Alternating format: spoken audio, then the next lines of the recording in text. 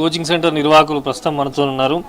ఏమంటున్నారు అసలు నిరుద్యోగులు ఈ కాంపిటేటివ్ ఎగ్జామ్స్ పైన కానీ గ్రూప్ 1 కానీ పోలీస్ కానిస్టేబుల్కి సంబంధించి ఏమంటున్నారు? అసలు స్ట్రెంత్ పెరిగిందా? వచ్చినటువంటి వారికి ఎట్లా కోచింగ్ ఇస్తారు? ఇక్కడ మన దగ్గర పాలిటెక్నిక్ చదువుకున్న పిల్లలకి కమ్యూనికేషన్ కానిస్టేబుల్, దాంతోపాటు రైల్వే, టెక్నికల్ సంబంధించిన స్టేట్ సెంట్రల్ గవర్నమెంట్ జాబ్లకు మన దగ్గర పిల్లలు వస్తారు.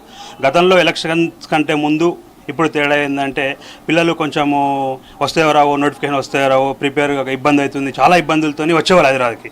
కానీ ఈ గత వారం 10 రోజుల నుంచి చూస్తూ ఉంటే అసలు పిల్లలు చాలా కోలాహలంగా ఉంది. ఎలా అంటే ఇక జాబ్స్ వస్తాయి, మాకు నమ్మకం వచ్చింది, మాకు నోటిఫికేషన్ వస్తుంది, మేము జాబ్ కొడతామన్న నమ్మకంతో ఎక్కడ చూసినా, ఇప్పుడు మన ఇన్స్టిట్యూట్లో కానీ బయట కానీ ఎక్కడ చూసినా పిల్లలు చాలా కోలాహలంగా ఉంది. మా ఇన్స్టిట్యూట్లో అయితే రెగ్యులర్గా వస్తున్నారు పిల్లలు. దాంతోపాటు మా ఇన్స్టిట్యూట్లో ఏంటంటే కొంత ఫీజులు భారం ఉన్న పిల్లలకి, ఎవరైతే తండ్రి లేని నిరుపేద విద్యార్థులు ఉంటారో వాళ్ళకి మేము గత 5 సంవత్సరాలు 6 సంవత్సరాల నుంచి కంప్లీట్గా ఫ్రీ కోచింగ్ ఇస్తూ వాళ్ళకి బుక్స్ కూడా మేము ప్రొవైడ్ చేస్తున్నాము.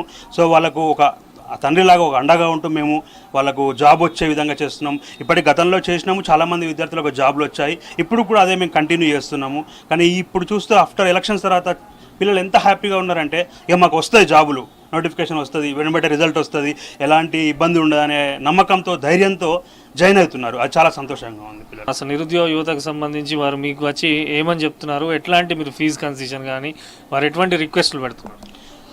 గతంలో నిరుద్యోగ యువత ఏంటంటే కింద మీద పడి డబ్బులు తీసుకొచ్చుకొని ఇంటి దగ్గరికి వెళ్ళి అపోసపో వేసి వాళ్ళు కోచింగ్కి వచ్చేది. కానీ ఇప్పుడు ఏంటంటే ఇప్పుడు ఖచ్చితంగా నమ్మకం వచ్చింది, జాబ్స్ పడతాయి, నోటిఫికేషన్ వస్తుంది, మేము ఖచ్చితంగా ప్రిపేర్ అయ్యి జాబ్ కొట్టాలి అనే వాళ్ళ యొక్క కాన్ఫిడెన్స్తో వస్తున్నారు. సో దానికి తగ్గట్టే మేము ఎగ్జామ్స్ పెట్టడము, ప్రాక్టీస్ చేయించడము, ఎంబటే రిజల్ట్ ఇవ్వడము, వాళ్ళ ధైర్యాన్ని నింపడానికి కొన్ని మోటివేషనల్ ప్రోగ్రామ్స్ చేయడము, ఇవన్నీ వాళ్ళకి చేస్తున్నాం మేము.